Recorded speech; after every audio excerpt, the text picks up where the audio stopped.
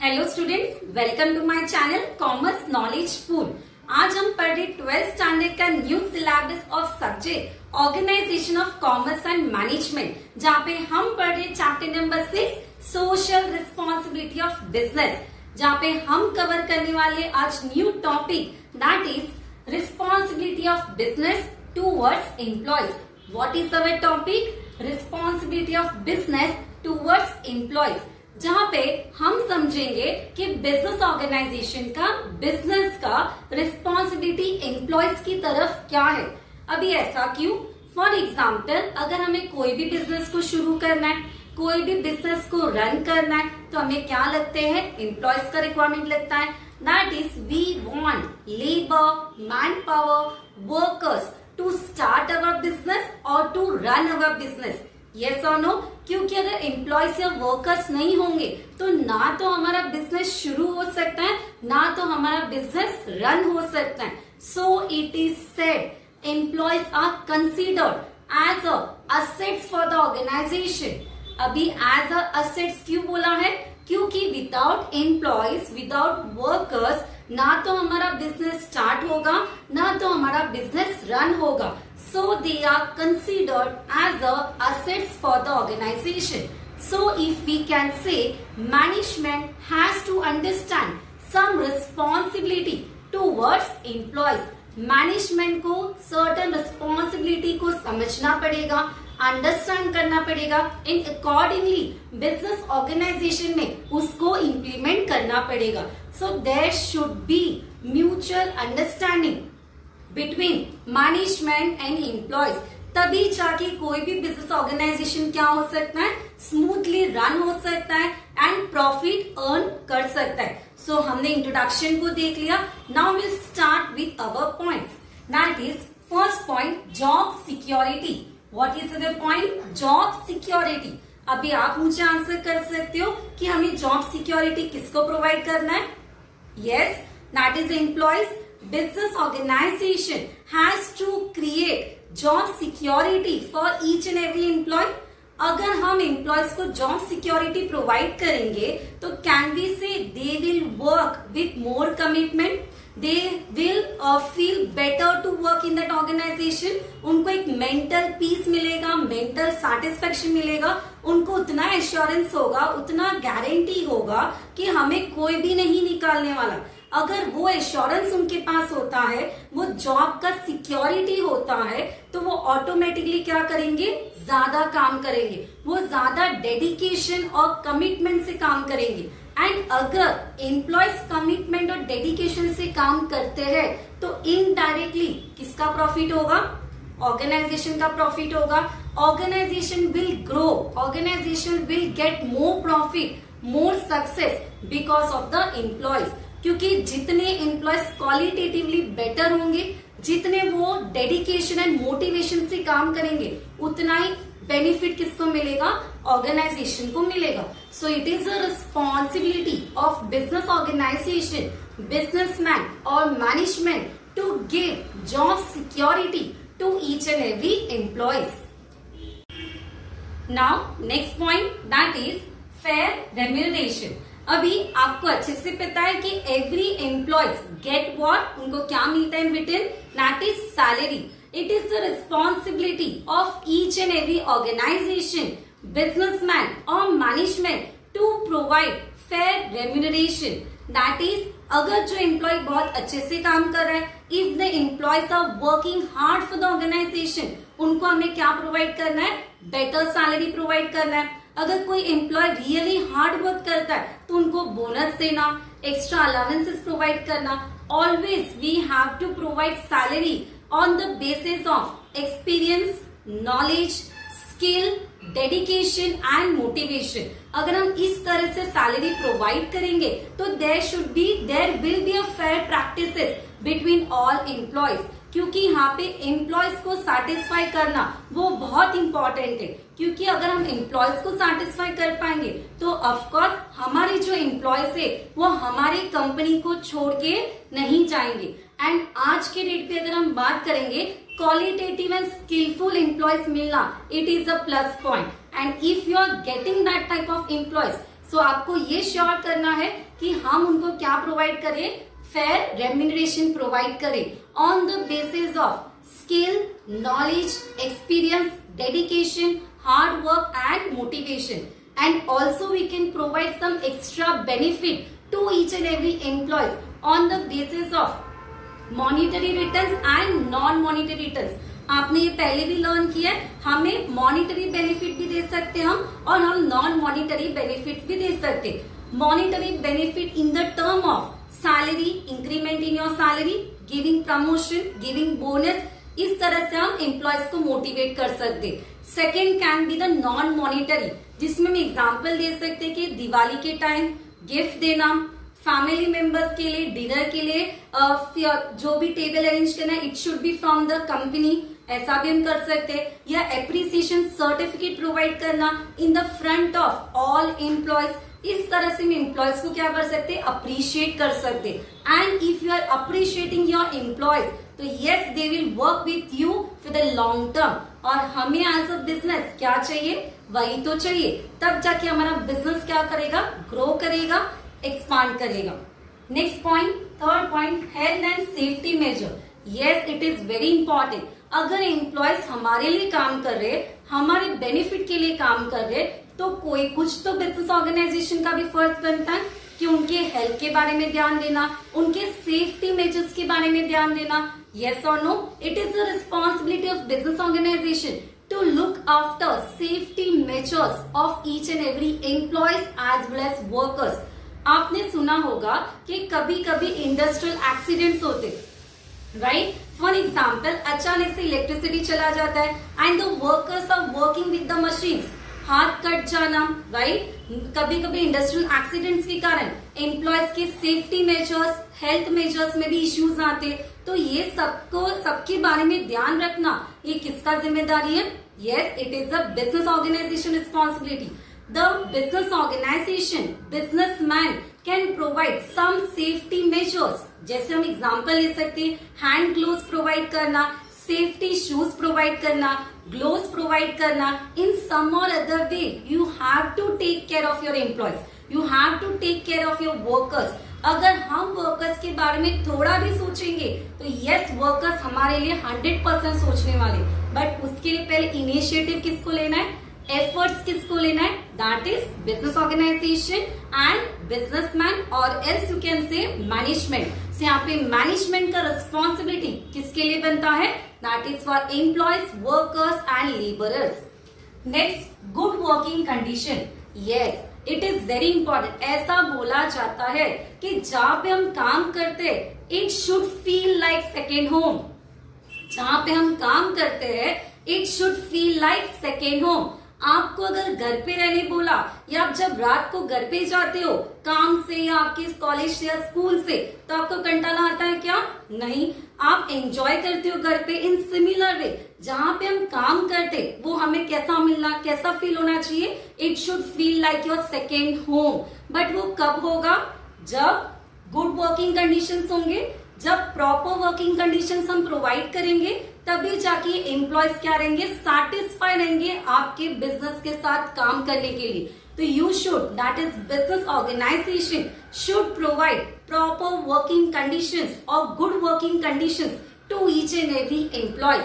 जैसे हम एग्जांपल ले सकते हैं, प्रॉपर वेंटिलेशन होना चाहिए, सेफ ड्रिंकिंग वाटर होना चाहिए, लाइटनिंग होना चाहिए, प्रॉपर लंच ब्रेक्स होने चाहिए, रेस्ट आवर्स होने चाहिए। In some or other way you have to provide some better facility, good working condition, जिससे एम्प्लॉयज खुश रहने चाहिए आपके ऑर्गेनाइजेशन में काम करने से। You can also add canteen facility, जहां पे अच्छा कैंटीन होता है, प्रॉपर वर्किंग कंडीशंस होते हैं, वहां पे काम करने के लिए क्या आता है, मजा आता है। और वो मजा हमें किसको देना है, एम्प्लॉयज को देना है। वो सैटिस्फैक्शन किसको देना है, एम्प्लॉयज, वर्कर्स और लेबर्स को देना है। अगर हम वो प्रोवाइड कर पाते, यस आपके एम्प्लॉयज आपके साथ ही काम करेंगे for long number of years. And हमें as a business organisation, as a management यही तो चाहिए। Next point, that is recognition of trade union. Yes आपने ये टर्म पहले भी सुना है, that is trade union. Trade union कब फॉर्म होता है, जब हम एम्प्लॉयज या वर्कर्स के नीड्स और रिक्वायरमेंट को सेटिस्फाई नहीं करते, तो as a business organisation, as a management और as a businessman you should recognise trade union. हमें ये पहले देखना है कि ट्रेड यूनियन फॉर्म नहीं होना चाहिए।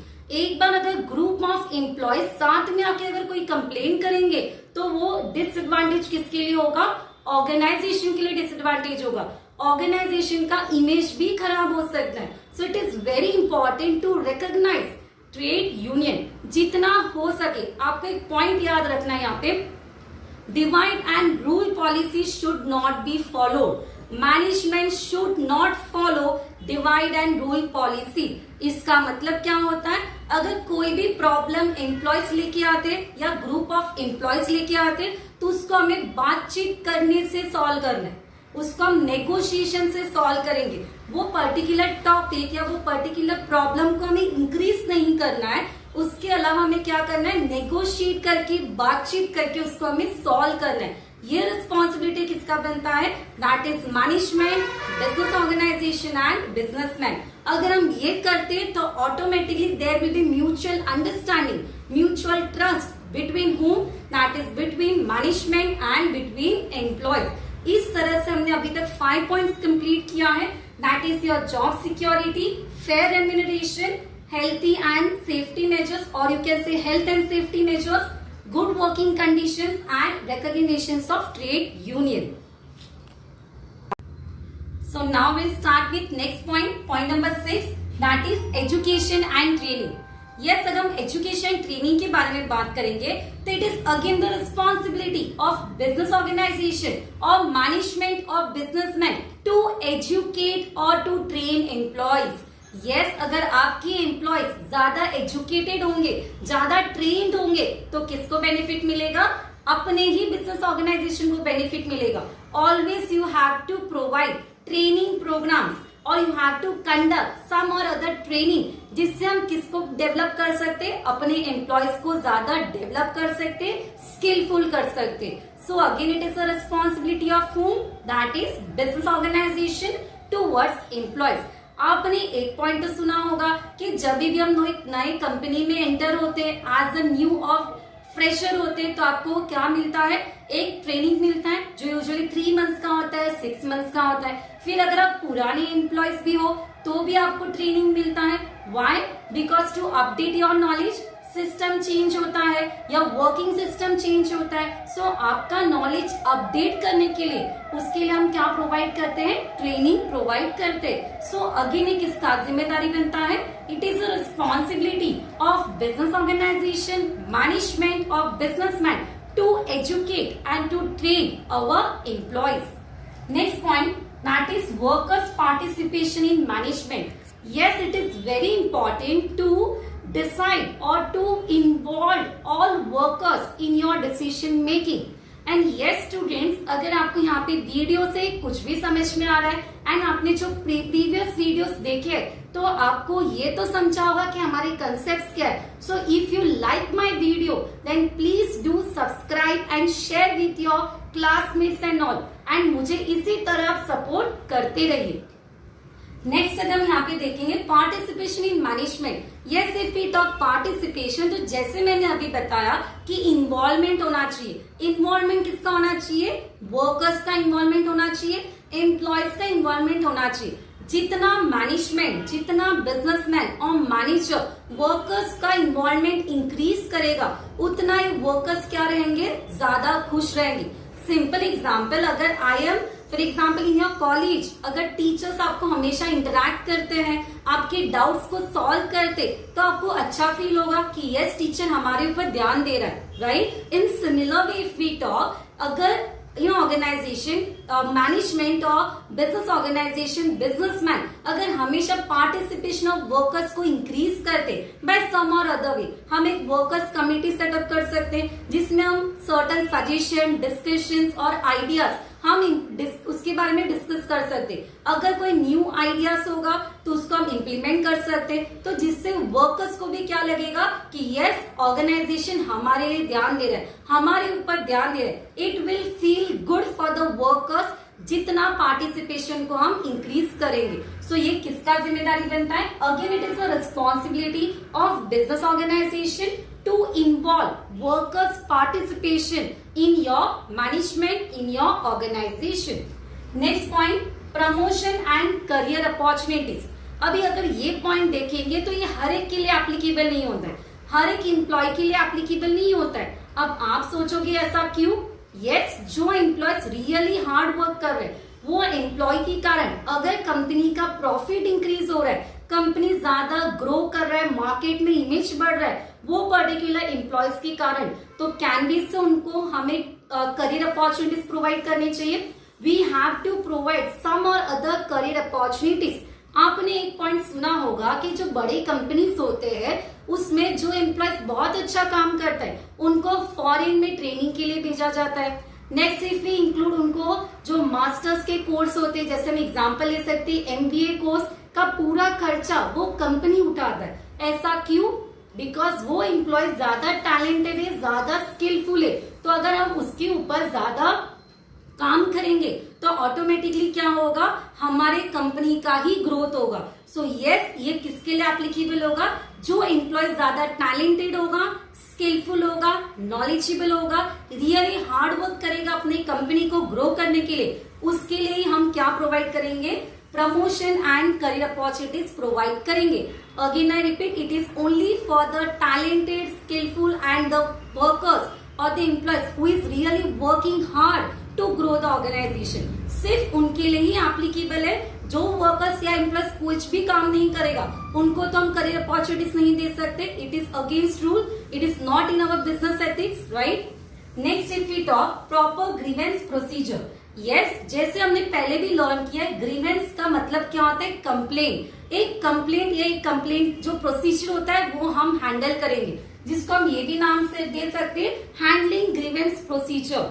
जैसे अगर एक ऑर्गेनाइजेशन में कंप्लेंट डिपार्टमेंट है, एक ग्रीवेंस डिपार्टमेंट है, जहाँ पे हर एक एम्प्लॉयज क्या कर सकते हैं? जो भी अपने प्रॉब्लम्स होंगे, जो भी अपने कंप्लेंट्स होंगे वो रजिस्टर कर सकते हैं। जो ग्रीवेंस प्रोसीजर के थ्रू उनको क्या मिल सकता है? प्रॉपर सॉल्यूशन मिल सकता है। बट यहाँ पे सिर्फ सॉल्यूशन नहीं प्रोवाइड करना है, हमें सैटिस्फैक्टरी सॉल्यूशन देना है। It is again important to provide satisfactory solution to each and every employees, to each and every workers. Again ये किसका जिम्मेदारी है? किसका रिस्पॉन्सिबिलिटी है? That is business organization, management और businessman towards employees. अभी आप सोचोगे क्या प्रॉब्लम्स हो सकते हैं? तो वी कैन से सैलरी का प्रॉब्लम हो सकता है। Next thing, misunderstanding between the employees या कोई डिस्प्यूट्स हो सकते हैं। ये सब के बारे में हम प्रॉब्लम्स को सॉल्व कर सकते और ये किसका जिम्मेदारी होगा? बिजनेस ऑर्गेनाइजेशन का टूवर्ड्स योर एम्प्लॉयज।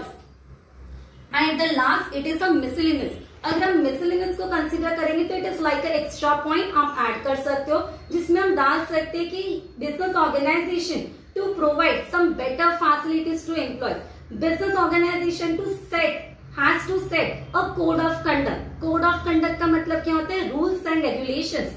जैसे हम कोई भी कंपनी में ज्वाइन होते हैं या कोई भी ऑर्गेनाइजेशन में ज्वाइन होते हैं एज अ फ्रेशर, तो हमें पहले क्या बताया जाता है? Rules and regulation, this are our terms and conditions, और वो हमें फॉलो करने होते हैं। तो ये भी किस में आएगा?